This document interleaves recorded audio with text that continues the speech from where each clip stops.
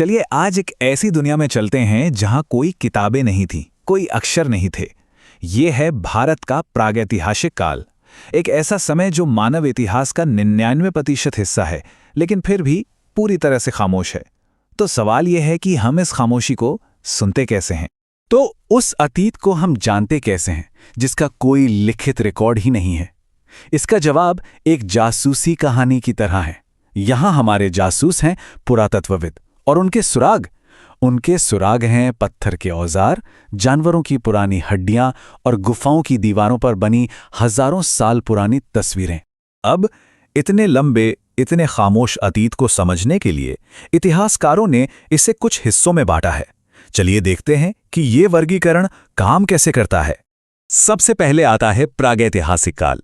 इसका मतलब बिल्कुल सीधा सा है, लिखने की कला के आविष्कार से पहले का समय। इस युग को जानने का हमारा सिर्फ और सिर्फ एक ही तरीका है, और वो है पुरातत्व, यानी वो चीजें जो हमें जमीन की खुदाई से मिलती हैं।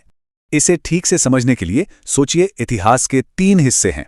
प्रागैतिहासिक काल के बाद आता है आद्य ऐतिहासिक काल, जैसे कि सिंधु घाटी सभ्यता, जहां लिपि तो थी पर अफसोस हम उसे आज तक पढ़ नहीं पाए हैं। और फिर आखिर में आता है ऐतिहासिक काल, जहां से हमें लिखे हुए स्रोत मिलने लगते हैं जिन्हें हम पढ़ और समझ सकते हैं। तो चलिए अब इस जासूसी कहानी के पहले और सबसे लंबे चैप्टर को खोलते हैं, पाषाण युग। और इस युग के सबूत पूरी तरह से पत्थर में लिखे गए हैं, खासकर उन औजारों में जो हमारे पूर्वजों ने बनाए थे। ये जो लंबा पाषाण काल है ना, इसे हम 3 मुख्य हिस्सों में बांटकर समझते हैं। पहला पूरा पाषाण, यानी शिकारी संग्राहक का युग। दूसरा मध्य पाषाण, जो एक बदलाव का दौर था। और तीसरा नव पाषाण, जब खेती ने आकर सब कुछ बदल दिया। ये एक तरह से मानव विकास का रोड मैप। जरा इस बात पर गौर कीजिए, 20 लाख साल मानवता का लगभग पूरा का पूरा अस्तित्व इसी तरह बीता है। एक खानाबदोश जिंदगी, जानवरों का शिकार करना, जंगल से कंदमूल इकट्ठा करना, जीवन पूरी तरह से प्रकृति की लय पर चलता था। और यहीं पर एक बहुत ही दिलचस्प पैटर्न देखने को मिलता है। जैसे जैसे पत्थर के औजार बेहतर और ज्यादा परिष्कृत होते गए, वैसे वैसे उन्हें बनाने वाले इंसान भी विकसित होते गए। ये सफर ऑस्ट्रेलोपिथेकस से शुरू होकर होमो इरेक्टस और फिर हम तक यानी होमो सेपियंस तक पहुंचता है। मतलब बेहतर औजार, बेहतर दिमाग। अब ये जो पुरापाषाण काल है, ये भी कोई छोटा मोटा दौर नहीं था।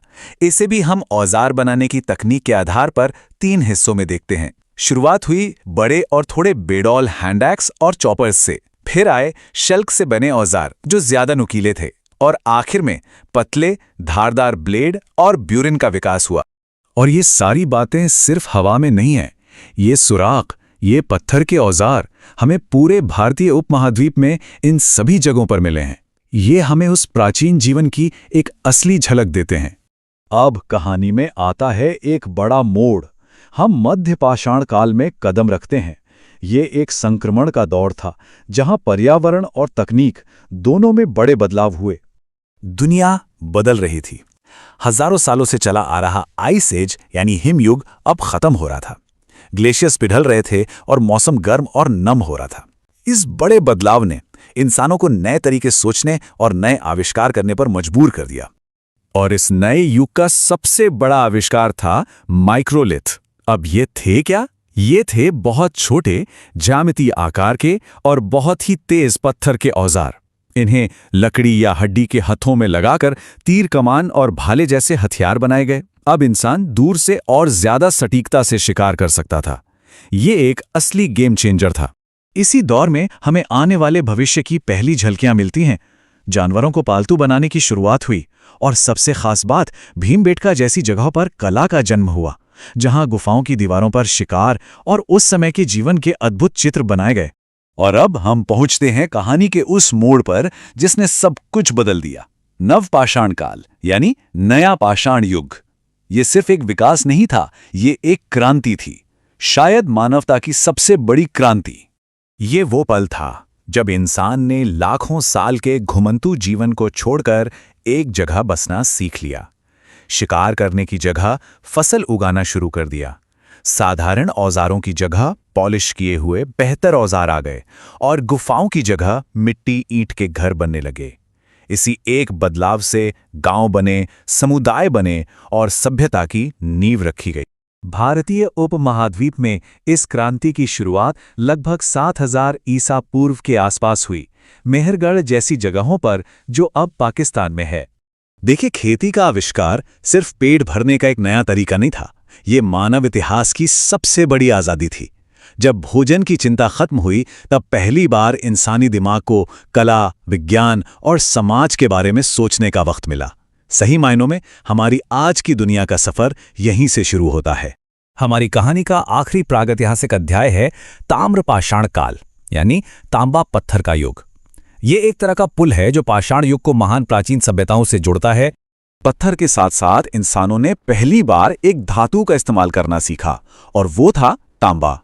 इससे और भी बेहतर औजार और हथियार बने, ग्रामीण समुदाय और बड़े हुए, और इसी नींव पर आगे चलकर सिंधु घाटी जैसी विशाल शहरी सभ्यता का उदय हुआ। अंत में अगर इस पूरी लंबी यात्रा का सार निकालें तो वो ये है, जब इंसान सिर्फ रोज का गुजारा करने की सोच से आगे बढ़कर जरूरत से ज्यादा अनाज पैदा करने और उसे जमा करने लगा, बस वही वो पल था जिसने समाज, संस्कृति और सभ्यता को जन्म दिया। हमने देखा कि कैसे खेती एक धीमी लेकिन बहुत शक्तिशाली क्रांति थी जिसने सब कुछ बदल दिया।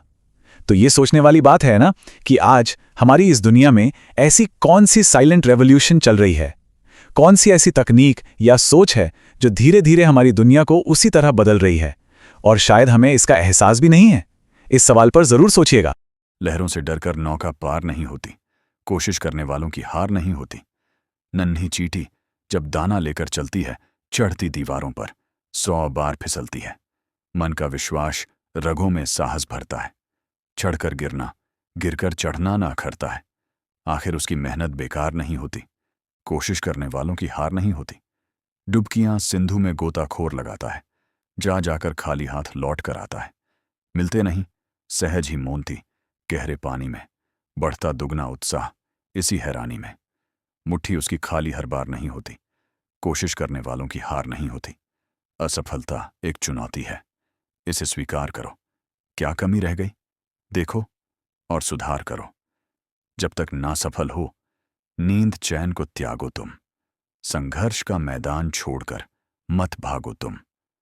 कुछ किए बिना ही जय जयकार नहीं होती, कोशिश करने वालों की हार नहीं होती।